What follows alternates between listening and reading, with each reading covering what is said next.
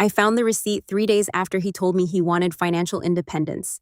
It had another woman's name on it, and it was paid for entirely with my money. My name is Marsol. I'm 34. I run product design at a fintech company. I bring home $18,000 a month. My husband Daniel brings home 5. For 6 years, I paid for everything. The mortgage, his mother's hip surgery, his sister's $3,000 wedding dress. And I told myself over and over that love doesn't keep score. I want to explain something before I go further, because I think a lot of you will recognize this. The imbalance didn't happen all at once. Nobody sits you down on day one and says, you will fund this entire family for the rest of your life. It starts small. You cover dinner because you happen to have the card on you. You cover the electric bill 1 month because he's between paychecks. You tell yourself it's temporary, it's just this once, it's just because you love him. Then one day, you look up and 6 years have passed. And just this once has quietly become the foundation everyone stands on. Nobody thanks the foundation. Nobody even notices it's there until it shifts. That Tuesday night, Daniel came home with his jaw set tight, the way it gets when he's rehearsed something in the car before walking in. He said our marriage felt uneven. He wanted his own money, his own identity. He said he was tired of feeling like a guest in his own life. I remember sitting very still, listening to him say the word uneven and thinking, you have no idea what uneven actually looks like. But I didn't say that. I didn't argue. I didn't cry. I looked at him and said calmly, okay, let's separate everything, starting tonight. He smiled. That small, satisfied smile men get when they think they've won a negotiation they didn't realize they'd already lost. He had no idea what he'd just opened the door to. That night, lying awake next to him, I felt something strange settle over me. Not sadness, stillness, the kind of quiet you feel right before you finally let yourself look at something you've been avoiding for a very long time. The next morning, I did something I should have done years ago. I actually looked. Not at the bills I already paid, at everything. Old statements, folders in the garage labeled with years instead of names. It took 4 days of quiet, patient digging, the same kind of patience I use at work, tracing a bug back to the one line of code that broke everything. And there it was, an account I'd never seen, opened 14 months earlier, his name only, almost $9,000 sitting inside it. My first thought, embarrassingly, was, good for him, he's finally saving something. For 1 second, I was almost proud. Then my second thought arrived, colder. His paycheck barely covers his truck payment and his golf league. So where exactly had $9,000 come from? I traced every transfer, one by one. $40 here, $60 there, never huge, never enough to notice on its own. But always, without exception, 2 days after my paycheck landed in our joint account. He hadn't been saving his money. For over a year, he'd been quietly skimming mine. The account had a nickname attached to it. Ring 2. My stomach dropped before my brain even finished reading it. 2 years earlier, I had bought him a new wedding ring for our anniversary. Paid for entirely with my own bonus, no strings attached. Just love, because that's who I was back then. If there was a Ring 2 sitting quietly in a hidden account, it was not being saved for me. I didn't confront him that day. I needed to be sure before I let myself feel anything. 2 nights later, I found the jewelry store receipt folded inside the zipper pocket of his gym bag. A custom design consultation, a deposit already paid, and a name on the form that was not mine, Priya. I'd met her twice at office holiday parties. Quiet, sweet smile. She always complimented my shoes. I remember Daniel mentioning her more often over the past year. Priya thinks this, Priya said that. And I'd let it slide past me like background noise, because trust doesn't interrogate. It just believes. Betrayal is what finally makes you ask the questions you should have asked months ago. I sat on the edge of our bed holding that receipt for a long time. I want to tell you I screamed. I didn't.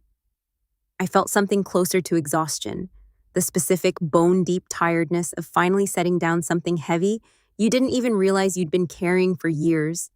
He had used the very money he called unfair, the very arrangement he'd just performed outrage about in our kitchen, to quietly fund an engagement to someone else.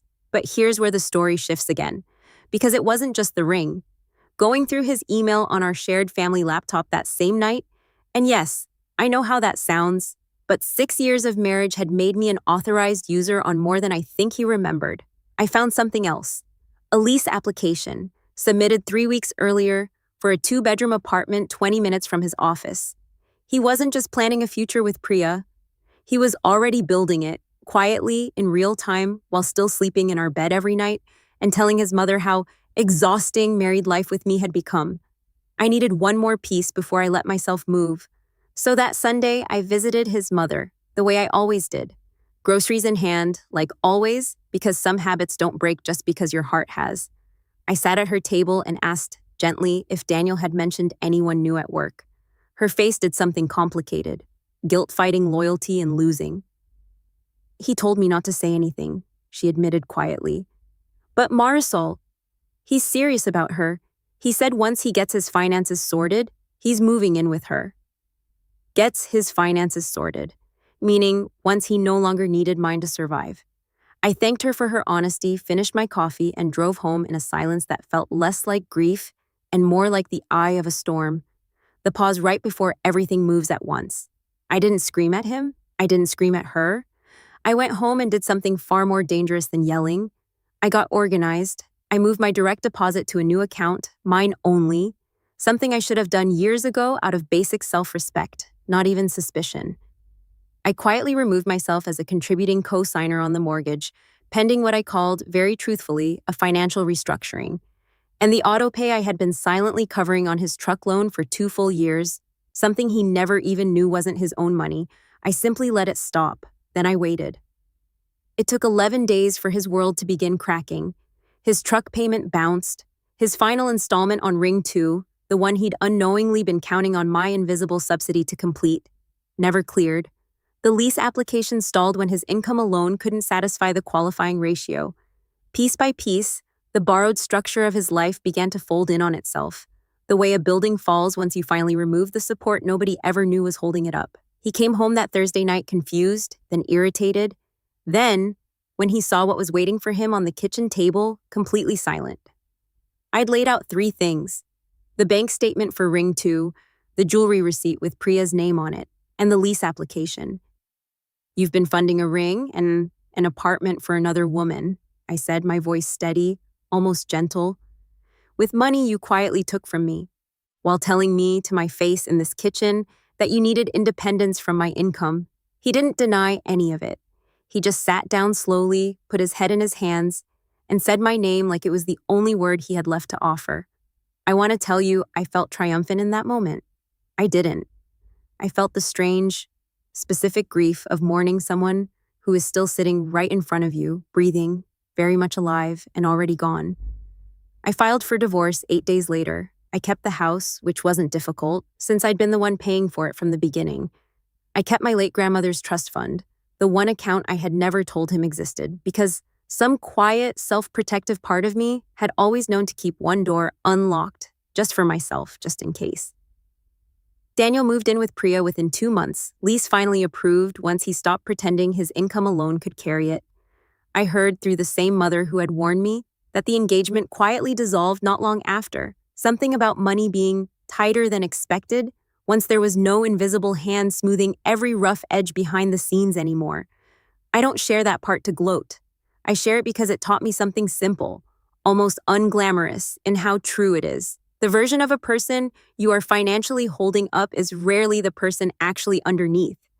Remove the money, and you finally see what was real the whole time. These days, my mortgage is mine. My peace is mine. Nobody is quietly spending what I earn behind my back and calling it independence while funding a life I'm not even invited into. I spent 6 years being told I was too much, too demanding, too unwilling to just let things be uneven. I have since learned that being the strong one is not the same as being loved. Competence is not affection.